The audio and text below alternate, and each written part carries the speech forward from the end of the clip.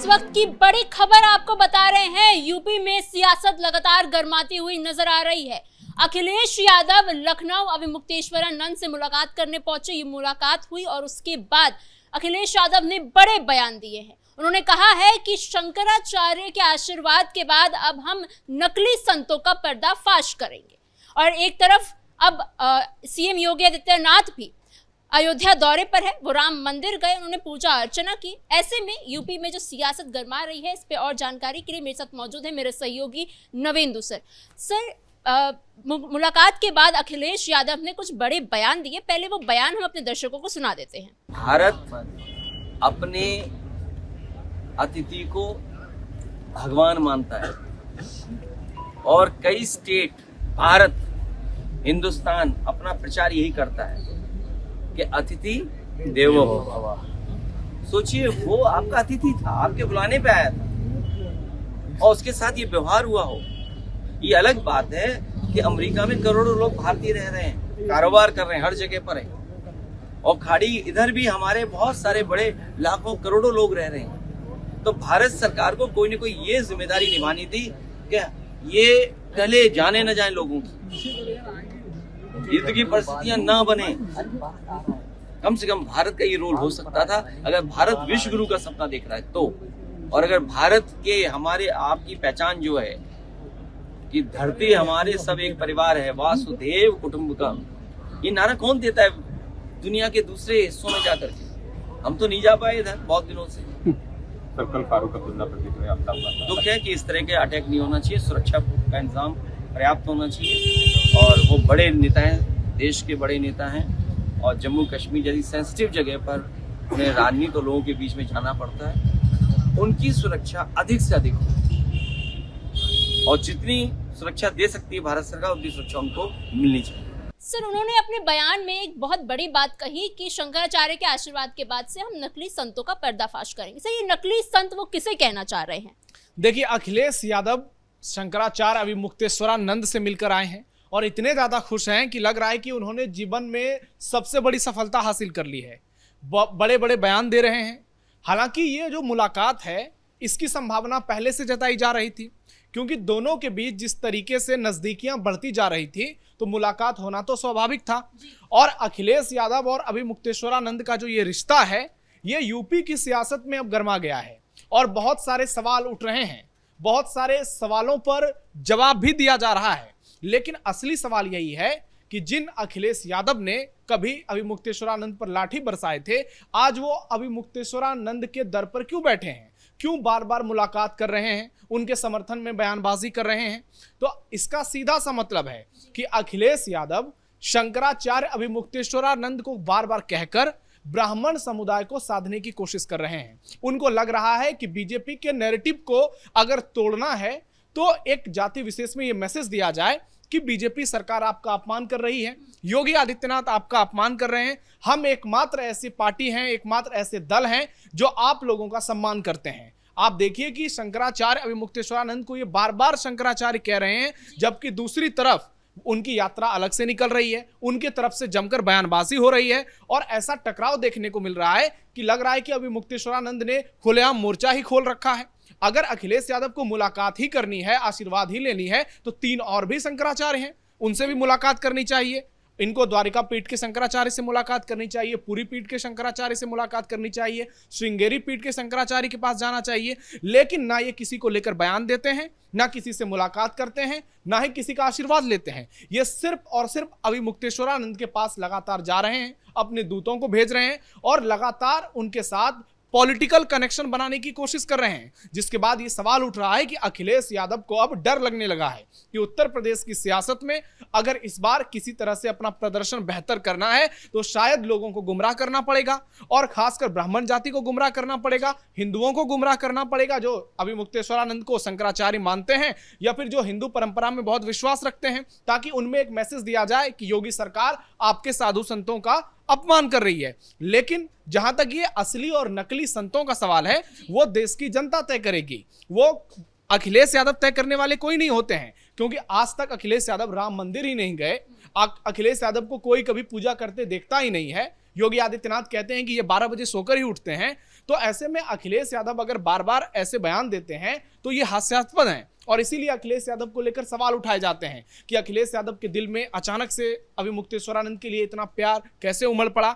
ये सिर्फ और सिर्फ योगी आदित्यनाथ का विरोध करना है। सर लेकिन अभी ये क्योंकि ये यात्रा गौ माता को राष्ट्र माता घोषित करने के लिए की जा रही है, ऐसे में अखिलेश यादव ने ये भी कहा है कि अभी की जो सरकार है यानी योगी सरकार वो कुछ काम ही नहीं कर रही है। ऐसा लग रहा है कि प्रदेश बिना सरकार के चल रहा है, और जब हम थे, जब सपा का शासनकाल था, उस समय सबसे ज्यादा गाय के लिए काम हमारी सरकार ने किया, ये सरकार कुछ नहीं कर रही है। यानी अखिलेश यादव का कहने का यही मतलब है कि सारे काम उन्होंने कर दिए।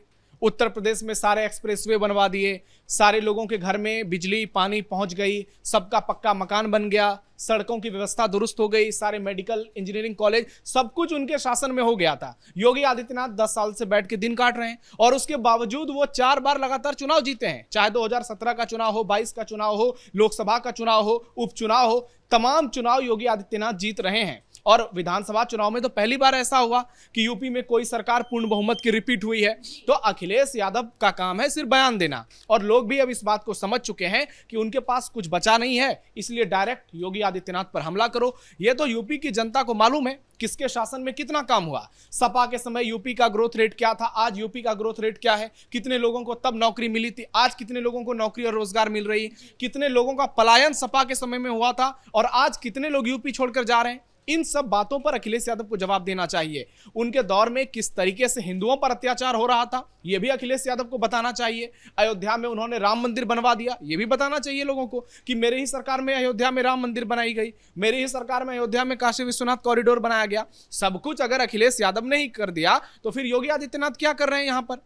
यह सिर्फ और सिर्फ पॉलिटिकल वोट बैंक की एक रणनीति है, जिसके तहत उन लोगों को गुमराह किया जाए जो अखिलेश यादव के सामने उम्मीद लगाए बैठे हैं कि अखिलेश यादव आएंगे तो शायद कुछ हो जाएगा।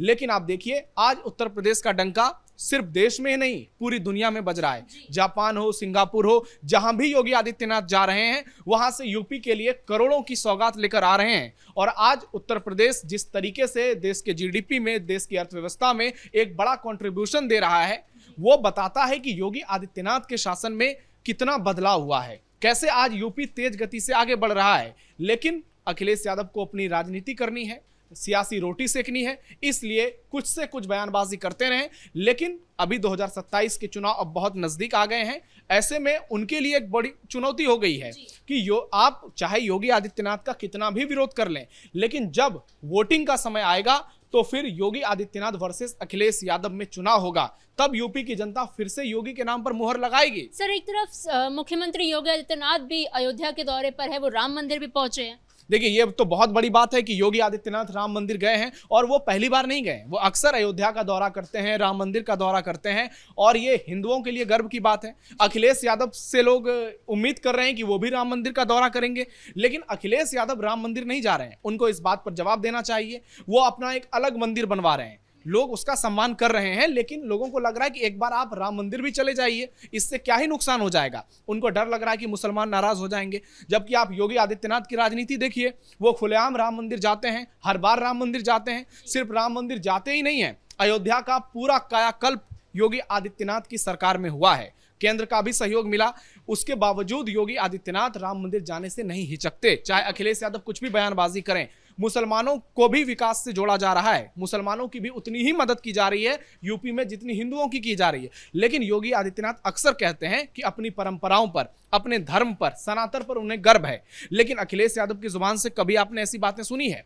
उनको किस चीज में मन लगता है? रोजा पार्टी में, इफ्तार पार्टी में, मुसलमानों के साथ घूमने में और बयानबाजी करने में। जबकि दूसरी ओर बीजेपी है जो कि लोगों को मैसेज देती है कि हम सनातन को भी आगे बढ़ा रहे हैं, हिंदुत्व को भी आगे बढ़ा रहे हैं, इस्लाम धर्म का भी सम्मान कर रहे हैं, और विकास की रफ्तार भी उत्तर प्रदेश की तेजी से आगे बढ़ रही है। सर क्योंकि आपने इफ्तार पार्टी का जिक्र किया, तो ऐसे में बीजेपी की तरफ से जब से प्रदेश में भाजपा की सरकार बनी है उसके बाद पहली बार ऐसा हो रहा है कि भाजपा सरकार की तरफ से पश्चिमी यूपी में एक इफ्तार पार्टी रखी जा रही है। इसका क्या मायने निकल के आते हैं? देखिए, ये बीजेपी सरकार की तरफ से नहीं रखा गया है, ये भ्रम फैलाया जा रहा है विपक्ष की ओर से, और सोशल मीडिया पर ये नैरेटिव चलाया जा रहा है कि बीजेपी अब मुसलमानों की पार्टी हो गई।